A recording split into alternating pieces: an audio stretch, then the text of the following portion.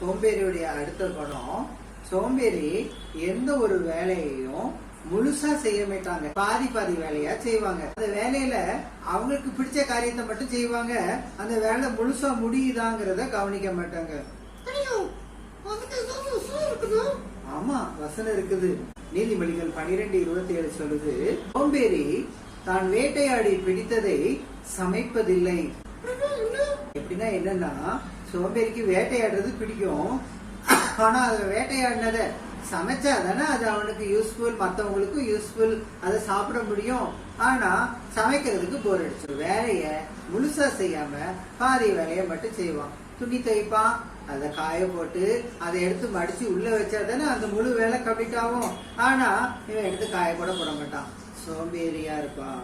நம்ம சோம்பேறியா இருந்தோம்னாலும் எந்த வேலையும் முழுசா செய்ய மாட்டோம்.